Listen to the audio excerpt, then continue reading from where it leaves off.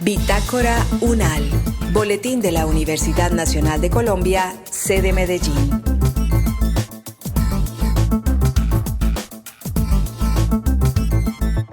Gracias a todos los que nos acompañan conectados a través de los 100.4 FM Medellín y los 98.5 Bogotá. Yo soy Vanessa Gudelo y hoy nos está acompañando el profesor e investigador Julián Andrés Jiménez Toro, ingeniero químico de la Universidad de Antioquia, especialista de la misma universidad y magíster en sistemas energéticos de la UNAL sede Medellín, a quien agradecemos por acompañarnos hoy. Bueno, primero que todo, muchísimas gracias por la invitación y claro que sí, vamos a conversar un poquito de energía en Colombia. Vale, pues Julián, hace poco no, yo estoy hablando desde el desconocimiento, supongo que esto viene ya de años atrás de investigación, pero pues digamos que esta noticia sale hace poco y es de el aprovechamiento que se le pueden dar a algunos ríos para convertirlos en centrales eléctricas, que ayudaría muchísimo a dignificar la vida en esos territorios donde la energía sigue desconectada, digamos, de esa red nacional del país. Entonces yo quisiera que empezáramos por ahí. Primero que nos cuente cómo funciona la red nacional eléctrica del país y ya después hablamos de esas zonas que aún siguen desconectadas en Colombia. Si de pronto hay una aproximación para saber, conocer más o menos ese desnivel también que tenemos y que a veces no lo conocemos. Claro que sí, Vanessa. Primero que todo, claro, la investigación y el sistema de energía viene de mucho tiempo atrás. Inicialmente comencé con tema de hidrógeno, luego biodiesel y pues ahora estoy con todo el tema de las pequeñas centrales hidroeléctricas. Es importante entender cómo funciona la red eléctrica nacional, la red eléctrica colombiana. Primero que todo, hay que entender que casi todo el sistema interconectado nacional pasa a lo largo de las tres cordilleras. Si vemos un mapa, y yo quiero que hagamos el ejercicio de ver dos mapas, tanto el mapa hidrográfico colombiano, el mapa de los ríos, y el mapa del sistema interconectado nacional, y vemos que hay una discrepancia. Hay una discrepancia entre las cordilleras y donde se encuentra la mayor cantidad de líneas eléctricas, y el mapa donde se encuentra la mayor cantidad de ríos caudalosos, no digo ríos importantes porque tenemos el Magdalena del Cauca, pero sí en cantidad. La mayor cantidad de ríos lo tenemos pues en las zonas de pronto más llanas, ya sea el Meta, el Guaviare, en este tipo de zonas. Entonces yo quiero que primero hagamos el ejercicio de mirar los recursos que tenemos disponibles en estas zonas donde no se encuentra el sistema interconectado nacional versus el sistema donde está en estos momentos dispuesto.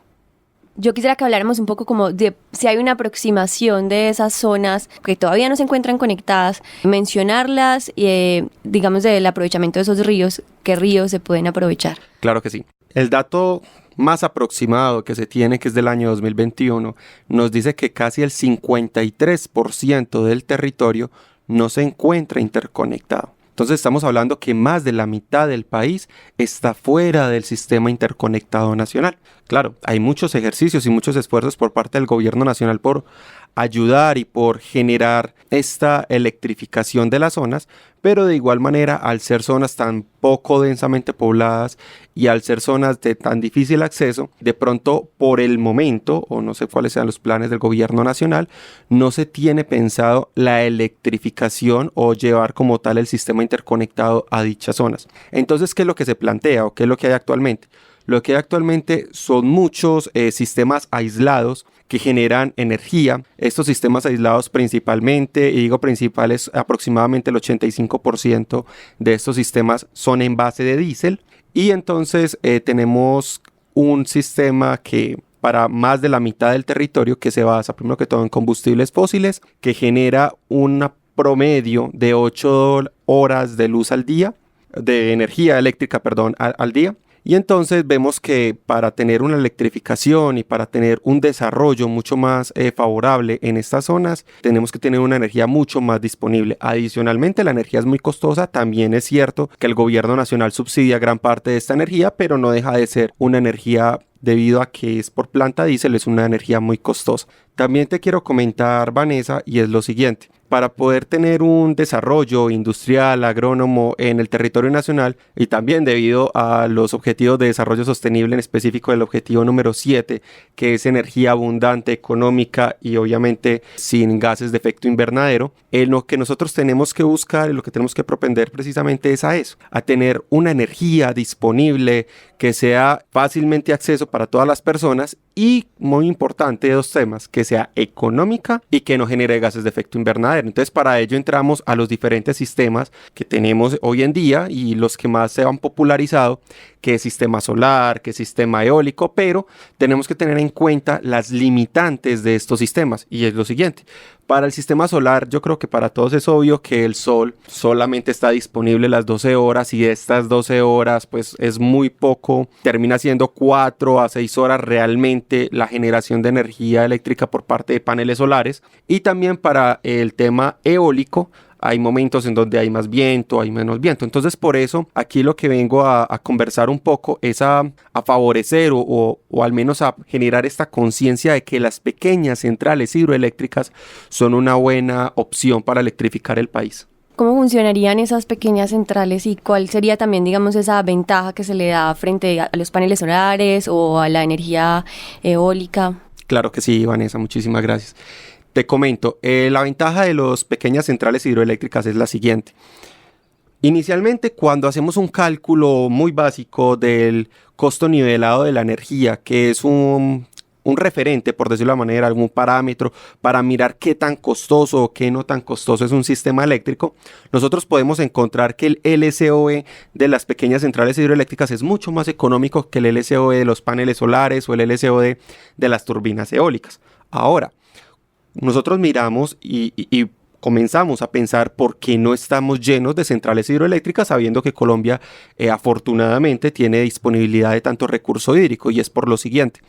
Actualmente tenemos 118, o bueno, según estimaciones del año 2022, tenemos 118 pequeñas centrales hidroeléctricas registradas en Colombia. De esas 118, todas están incluidas en el Sistema Interconectado Nacional, o sea que generan energía y esta energía se va para el Sistema Interconectado Nacional. Solo hay 3 pequeñas centrales hidroeléctricas que están fuera. Ahí tenemos el ejemplo de Vallasolano, Cupicá y bueno, otra por ahí. Estas pocas centrales hidroeléctricas que tenemos nosotros en zonas no interconectadas nos está mostrando un panorama. ¿Y cuál es ese panorama? El poco aprovechamiento que le damos a la energía hidráulica. Cuando nosotros vamos a ver, y de pronto aquí es donde vamos a pensar cómo está distribuido el sistema energético colombiano, cómo es esa matriz, y vemos que casi el 70%, ese es el 67 punto algo, pero casi el 70% de la energía en Colombia sale precisamente a través de grandes hidroeléctricas. Son grandes hidroeléctricas, grandes proyectos con embalse, y obtenemos un aproximado del 30% de energía eléctrica que viene a través de centrales térmicas. Hay un 1%, 2% máximo de energía producida a través de sistemas no convencionales de energía renovable como paneles, como turbinas eólicas. Pero entonces, cuando nosotros vemos, bueno, ¿por qué si tenemos tanta energía que está en base hidro, pero toda esta energía que está en base hidro está en grandes embalses? ¿Por qué no llevamos también energía hidro a estos lugares que están fuera de este sistema interconectado nacional? Y es por la topografía. ¿Por qué por la topografía? Porque, como les había comentado, gran parte del sistema interconectado nacional está entre las cordilleras. Tenemos un sistema muy montañoso que nos permite y favorece precisamente a tener grandes embalses. En estas zonas donde te estaba comentando anteriormente, del Meta, del Guainía, que son zonas muy planas, es difícil, es complejo encontrar zonas donde se puedan generar proyectos de embalse, precisamente por lo plano que es la zona. Entonces ahí es donde entramos y pensamos en las pequeñas centrales hidroeléctricas. Yo quiero hacer aquí una pequeña mención, y es que no solamente existen hidroeléctricas de embalse, también existen hidroeléctricas de pasada, o para hablarlo de pronto y que todos lo entendamos, existen centrales aprovechando todo el cauce de un río, o que esté la central en toda la mitad del río, o también existen, que esta es donde yo quiero venir a proponer, centrales de borde.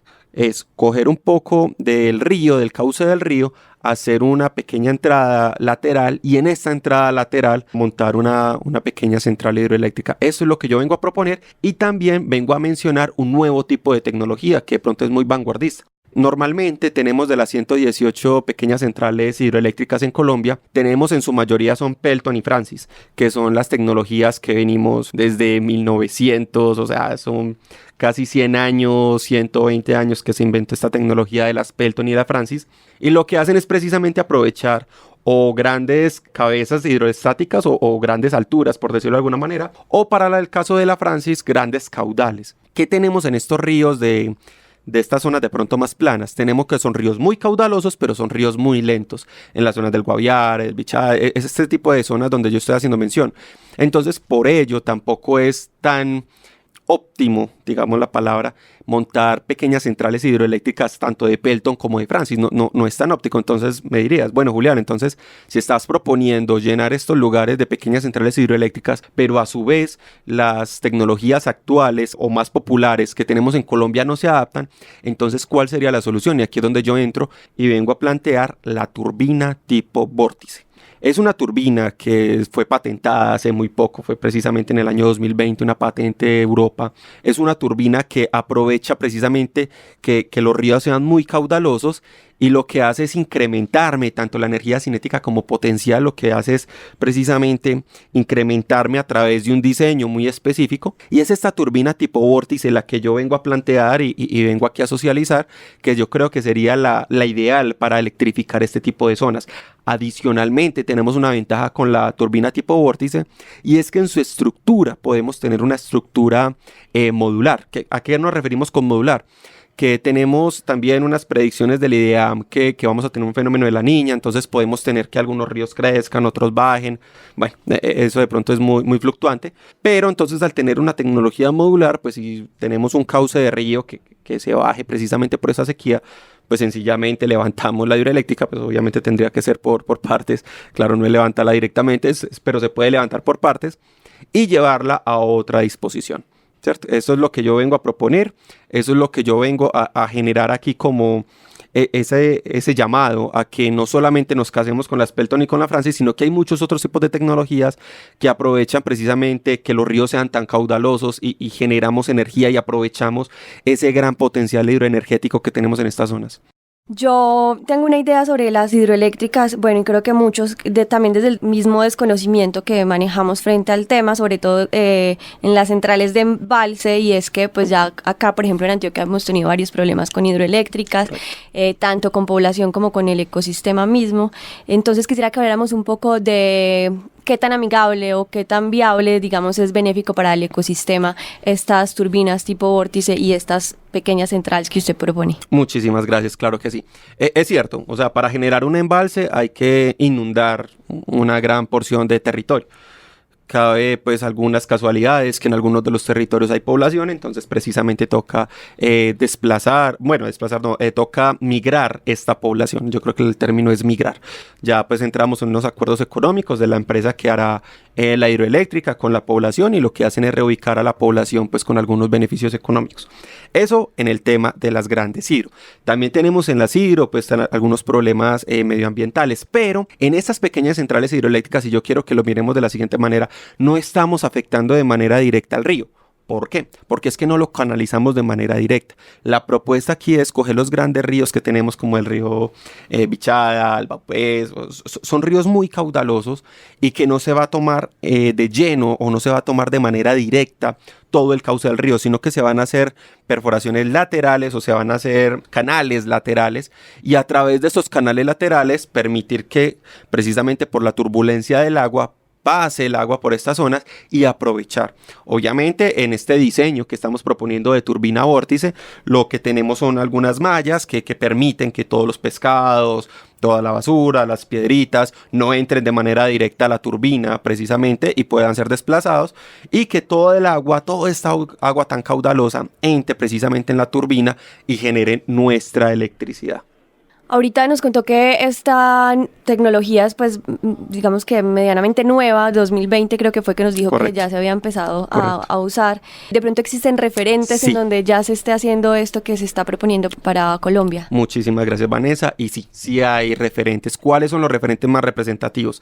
Tanto en el sudeste asiático como en Francia. Tenemos tres referentes de centrales por vórtice, ya sea en Indonesia, ya sea en Camboya o ya sea en Francia, donde han sido casos muy exitosos. Incluso hay una que es la de Indonesia, está incluso debajo de una escuela y provee no solamente energía para la escuela, sino para todo el pueblo entero. Entonces es aprovechar y es saber pensar fuera del diseño tradicional para aprovechar estos cauces de los ríos, y obviamente tomar referencia de estas centrales que ya existen, para nosotros poder pensar y poder adaptar esos diseños que existen en el exterior, en nuestro territorio colombiano. También quiero hacer aquí una pequeña mención, y es a lo siguiente.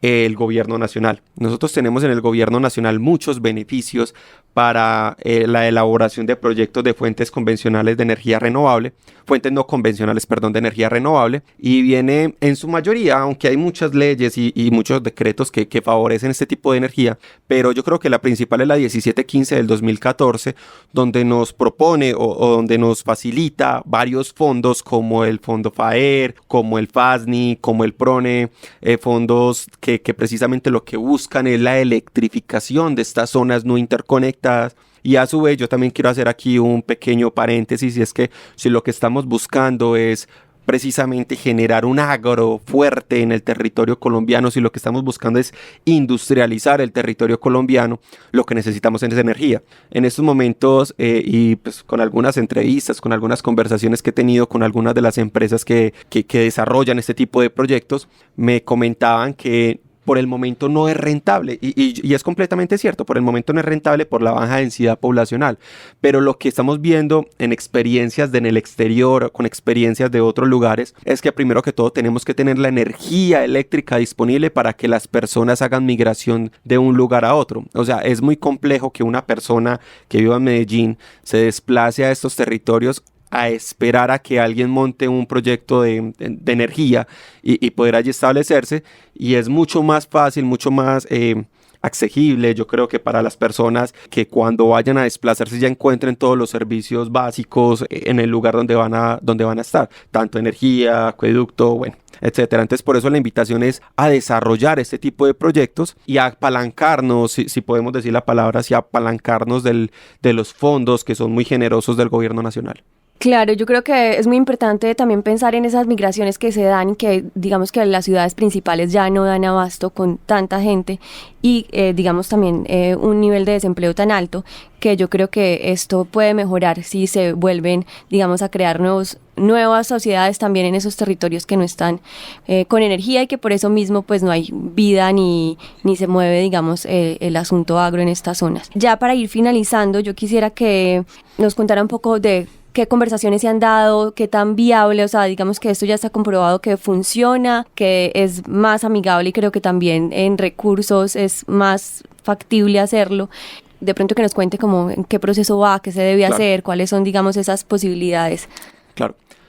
Vanessa, lo primero que todo es que hay que ver que ya hay algunos pilotos, ya hay algunos diseños, hay algunos pilotos. En estos momentos no hay ninguna ya registrada y completamente operativa PCH de este tipo de turbina. Por el momento no lo hay, pero sí hay varios pilotos, y esos pilotos lo que nos han precisamente mostrado es que la tecnología es viable. La tecnología es viable, más que todos los materiales son viables.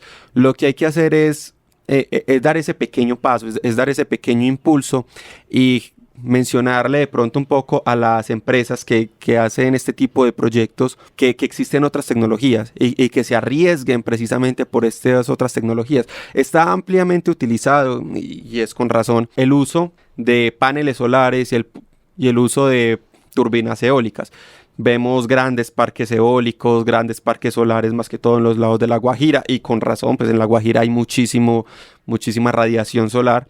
Pero no solamente, y aquí la invitación, que no solamente nos enfoquemos en dichos lugares, porque tenemos un gran territorio, tenemos un territorio extenso, muy extenso, en donde podemos también desarrollar otro tipo de tecnologías para generar energía eléctrica, y a su vez yo creo que es lo más importante al final, darle una mejor calidad de vida. Como había mencionado, tenemos en promedio, digo promedio, pues hay unos lugares donde hay un poco más, otros lugares donde hay un poco menos de disponibilidad de energía eléctrica, pero tenemos un promedio de 8 horas de energía eléctrica al día. Si podemos dar una estabilidad eléctrica a las personas, 24 horas, energía disponible y económica, y obviamente que la energía no genere gases de efecto invernadero, lo que vamos a hacer es un crecimiento país, un crecimiento industrial y precisamente un crecimiento agrónomo, que es lo que le estamos apuntando al territorio colombiano. Vale, Julián, muchas gracias por habernos acompañado hoy. A los oyentes les recuerdo que estuvimos conversando con el profesor e investigador Julián Andrés Jiménez Toro, ingeniero y magíster en sistemas energéticos de la UNAL, sede de Medellín. Yo soy Vanessa Gudelo y les agradezco por habernos acompañado hoy. Muchas gracias, Vanessa. Hasta luego. Bitácora UNAL, Boletín de la Universidad Nacional de Colombia, sede Medellín.